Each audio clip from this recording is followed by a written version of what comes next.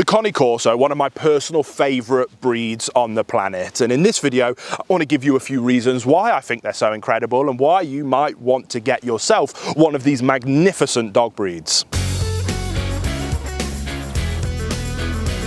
The first point is that you'll feel safe and sound. The hulking figure of the Cane Corso, who most commonly comes with a jet black coat and accordingly dark eyes, whose ears are traditionally cropped and whose bite force is the stuff of legend, is perhaps the most intimidating looking dog breed in existence. If you've ever owned and loved one, as I have, you will undoubtedly see them as beautiful creatures of majesty. But that doesn't change the fact that the general public, even with the stunning rise in popularity of the breed, find them rather frightening. It is no coincidence that the pack of dogs used in Game of Thrones to eat their owner alive, the villainous Ramsay Bolton if you remember it, were black Corsos with cropped ears. Now anyone coming to this channel obviously takes all of this stigma with a pinch of salt and indeed some righteous indignance, and probably even finds this powerful jaguar-like dog quite sweet to look at. But thankfully it is more than just their appearance that means they will make you feel safe from threats. These dogs are as loyal and dedicated to their owners as they are strong and powerful. They bond so closely and intensely to their owners, in fact, that they're even somewhat inclined to separation anxiety. Their entire lives, bodies and selves are dedicated to the protection and happiness of their families, and their protective instincts are truly outstanding in the canine world. So if you want a dog that would quite literally die for you, then a Cane Corso could be the perfect breed for you. Indeed, several people I know who used to feel unsafe walking home at night on their own have now had their lives revolutionised and their freedom restored by the presence of a loyal Corso at their side. The second point is that they could pretty much do anything.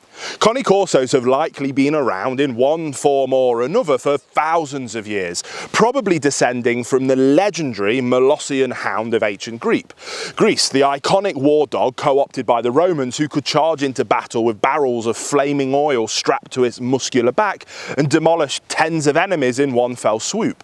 But beyond militarised warfare, these ancient dogs were also drafted in to protect sleeping soldiers, their horses and livestock from attacking predators and enemy soldiers. They were enlisted to pull carts and drove cattle, and as their past purpose as warriors faded into obscurity, they became astonishingly versatile farmhands as they were disseminated into the Italian countryside.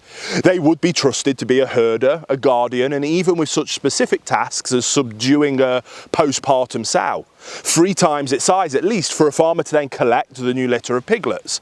Prior to this, they had also been employed as catch dogs, using the same skill of pinning and holding large animals in much the same way as a Dogo Argentino might.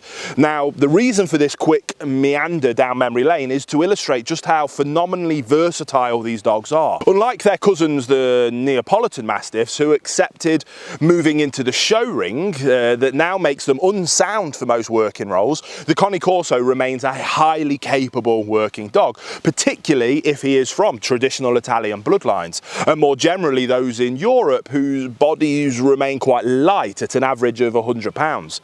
So as an owner, you don't need to limit your Corso to an imagined breed purpose with its enrichment and exercise. You can try your Corso's hand or their paw at anything from cart pulling to protection work to agility and everything in between. That is the versatility of this historical jack of all trades. And the third point is their physical maintenance is a piece of cake. As hard as it might be to believe, looking at the sleek, magnificent form of the Cane Corso with its huge frame and that glossy coat, its physical maintenance is a dream. Described by many as a wash and wear kind of dog in terms of its grooming, they are famously low shedders, so low in fact that many owners get away with brushing their Corsos less than once a month, particularly those with a nutritious and well supplemented diet, and often do little more in terms of brushing them a few times over. What's more, they are quite a clean breed who, despite an enthusiasm for the outdoors, are typically quite careful to groom themselves afterwards, licking their paws clean after walks out in the countryside, and in some cases have even been known to wipe their own faces clean after eating. On top of that, their coats only need a brief seeing to in the bath, maybe a handful of times a year. They are somewhat less wrinkled and jowly than many of their Mastiff cousins, such as the Dog de Bordeaux, meaning that many are quite dry-mouthed, leaving less slobber and residue around the house. Presuming that they have had their teeth, eyes and ears cleaned regularly and their claws trimmed for ease of movement, there is very little more to the physical maintenance of their beautiful bodies. It's worth noting though that blue and Formentino coats are somewhat more predisposed to skin ailments, meaning that a little more upkeep might be necessary if your Corso isn't the traditional black or brindle variety. So I hope you enjoyed this video all about the glorious Cane Corso. If you did, subscribe to the channel. We make videos like this every single week to help you learn everything you could ever possibly dream of knowing about the beautiful Cane Corso.